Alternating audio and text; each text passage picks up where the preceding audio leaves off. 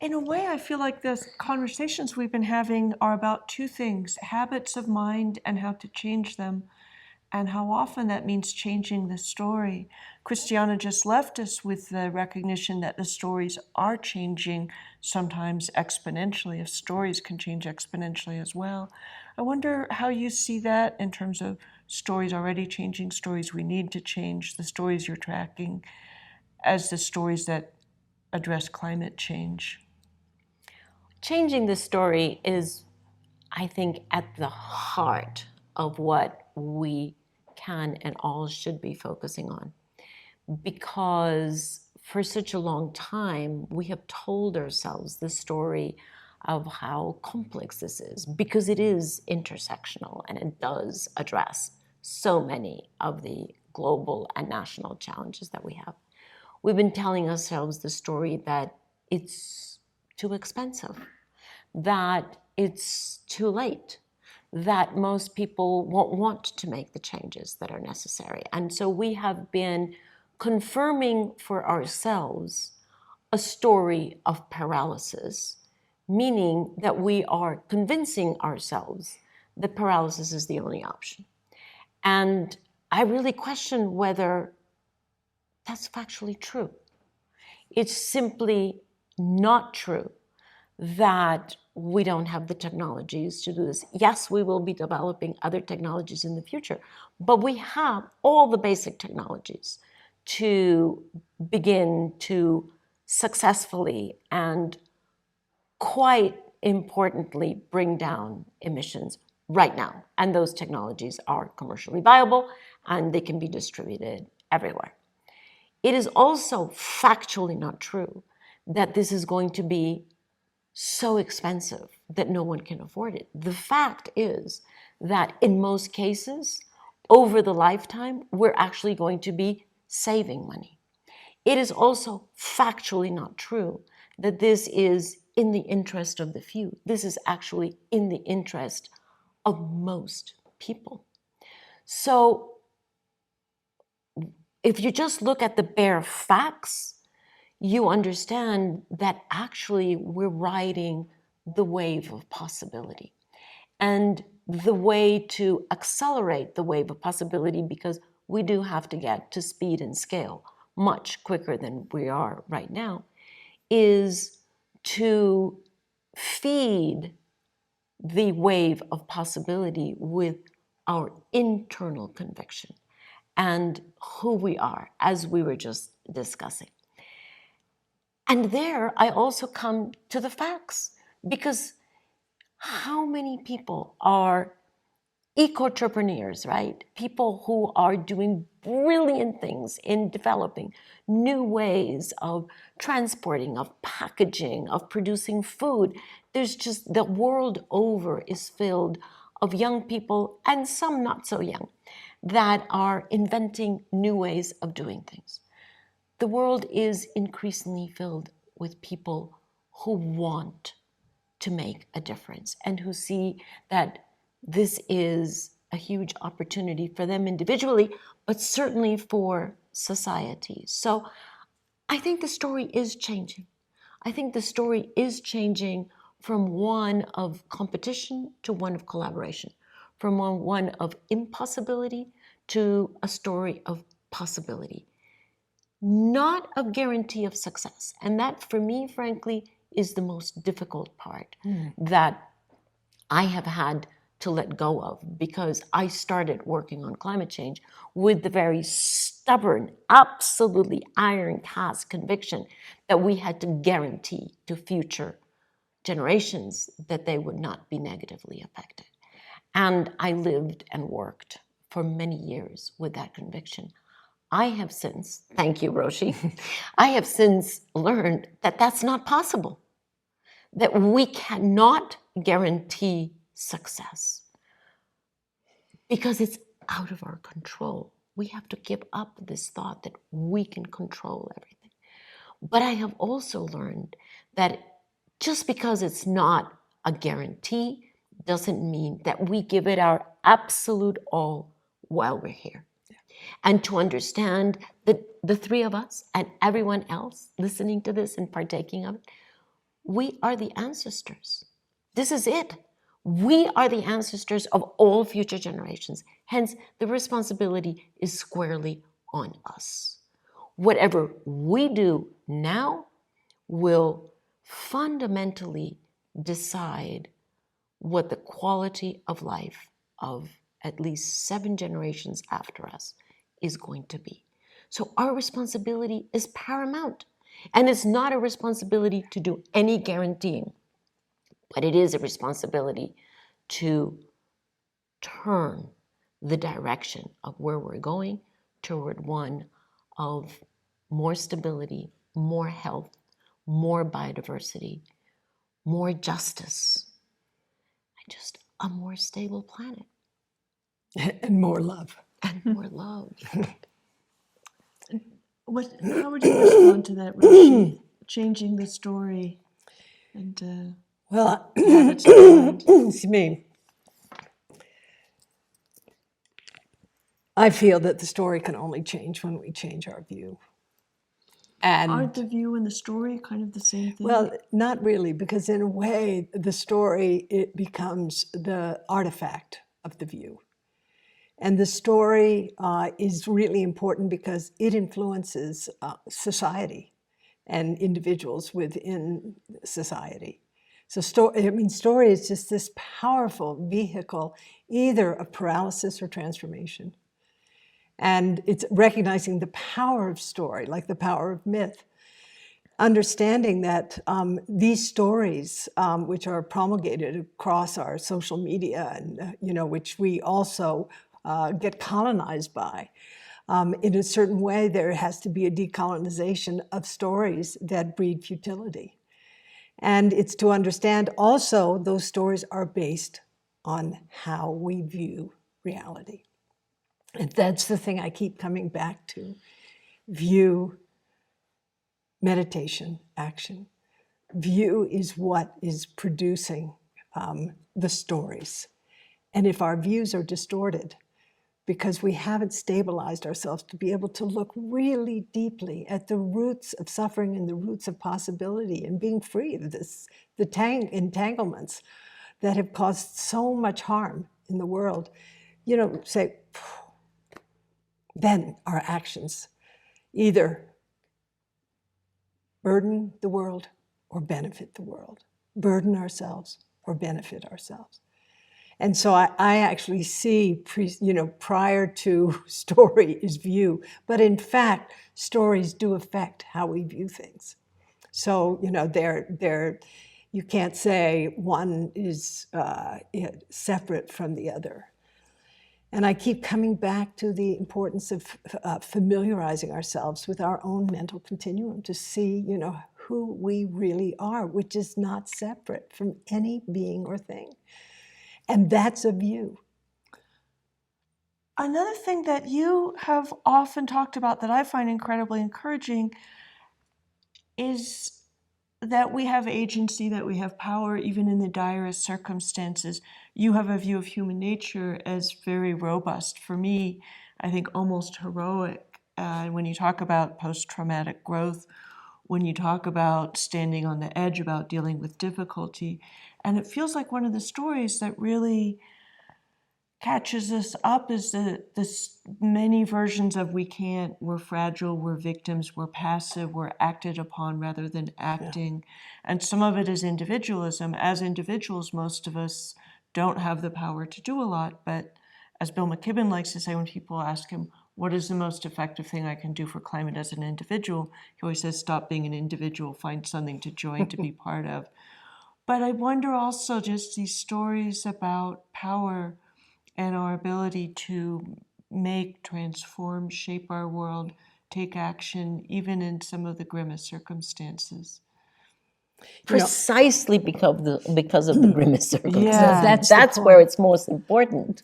I often talk about the role of rites of passage in the indigenous world, where individuals and whole communities are subjected to harm, to trauma, in order to actually strengthen character and to produce maturation. And I feel like, before the pandemic, being, aware of what's happening to the extent that I have been, of what's happening in our climate. But certainly the pandemic amped this up. And now, we're in this so-called post-pandemic phase where suddenly, the most visible criticality that we're experiencing, aside from nuclear, threat in various quarters, is the criticality of our climate experience. And, again, the chance for robustness, for building character, from learning from, turning toward these experiences that are so threatening to us, instead of falling asleep, going numb, or consuming in the name of happiness, to actually understand that, that doesn't produce happiness at all. It just produces more greed. So I think, you were talking about the vectors that are arising in terms of those associated with climate criticality, those associated with technology, and I think there's a third, and that's those associated with waking up. More and more individuals are really turning toward, who am I really? Profound existential questions where those questions are not separate from the natural world, and producing, a kind of movement across the planet. I mean, millions of people are in a certain way a positive existential crisis, produced in part by the pandemic and produced in part by the climate catastrophe we're in. And it's, as you two say so clearly again and again, it's an incredibly powerful opportunity to shape, a future. And Ty's book, For a Future to Be Possible, is such a powerful title, to shape a future that is viable not just for the 1%, but for the 100%. And Rebecca, you've talked about this. I'd love to hear more from you about this very vision of the future. Yeah, and one thing that I find reassuring and bring up regularly is we don't know what the year 2073, 50 years from now, is going to look like, and people get very anxious about that. So what I find reassuring, because I'm something of a historian, is looking back and saying in 1973, we could not imagine 2023. And there's definitely a lot of bad things, including rising authoritarianism and climate more than anything. But in so many social ways, so many ideas have progressed so much that I think a lot of the ideas of individualism and separateness that were so dominant then have really deteriorated. That there's still a kind of archipelago of them, but being overtaken by a kind of rising sense. I think I'm just using a sea level rise metaphor, but forgive me. A rising sense of non-separation as reality and as the way we want to look at the world. 50 years ago, rights for queer and trans people, for women, for people of color, the native rights movement was just really getting underway in this country. It was a radically different place. And so one of the reasons I think people are also so anxious is that they believe that they lived in a stable world that's been destabilized, but it was never stable. Shunryu Suzuki Roshi, who founded the Zen temple I studied at, was once asked, can you boil Zen down to one sentence? Some student asked him in the 70s. And he said, yeah, everything changes. And change has been continuous. But I think the hardest thing for a lot of people to imagine, partly because all we see in movies is rugged individual violent heroism, not collective power. And we also see constant dystopia, not utopia. In some ways, the present is better than the past. In some ways, the future we make could be better, depending on what we do. And climate, as you were speaking, I was thinking of somebody, is it you, who says, never waste a good catastrophe. The pandemic, for me, was exciting at the inception. Nobody seems to have taken this away, but suddenly we completely changed the way we lived, and governments, the US government pulled $3 trillion out of thin air to spend on something. Why can't we regard the climate catastrophe as equally urgent, because it is, to do those things? But I think part of getting people engaged, I think a lot of people are looking things for what they can do and aren't being given good recommendations about what to do. I think a lot of people don't know they have the power they have to do things, but I also don't think people are given a vision of the future that, as Julian Agwan said, there could be a lot of beauty, joy, and abundance in the future we make if we take one of the many paths available to us in this future that we're making in the present. And that requires, I think, also seeing that we do not live in an age of abundance, but climate requires austerity, sacrifice, and renunciation from us. But that in a way, what we need to sacrifice is the fossil fuel industry, kind of greedy capitalism. What we need to renounce is the filthy air that's so present in many cities in Asia, forests burning down, desperate poverty. And we don't live in an age of abundance. Some people have the people who have a lot materially often are so emotionally and spiritually bereft.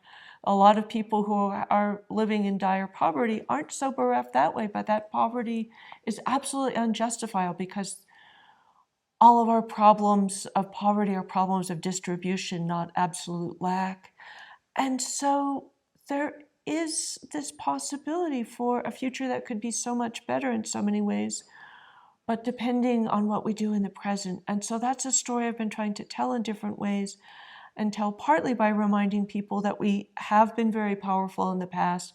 We have toppled regimes, we have changed social statuses, we have liberated the enslaved, and that's a we that includes the enslaved. It's not something we did, the unenslaved did for them. I don't, but that things have changed so utterly profoundly. I've been really excited, as many people are, by the book The Dawn of Everything by David Graeber and David Wengrow, an archaeologist and an anthropologist. And one of the things they say is if you look at the mindset of the sort of colonial conquistador Europeans invading the Americas 400 years ago, and you look at who we are now, in many ways we're more like the indigenous people than we are like the mindsets of those conquistadors, because actually the story we often told of how like our ideas, speaking as a white person, our ideas traveled from Europe, but it went both ways. Native ideas demanding a lot more human rights, a lot more equality, a lot more agency, they argue produced the Enlightenment and went the other way. And the Constitution. Yeah, and then the women's movement was inspired as well by indigenous women's equality. So we can tell the stories differently. But I think I wrap up this little segment of what I'm saying and then see if you two want to respond by just saying, we often speak as though we need to begin tomorrow the project of making the world better.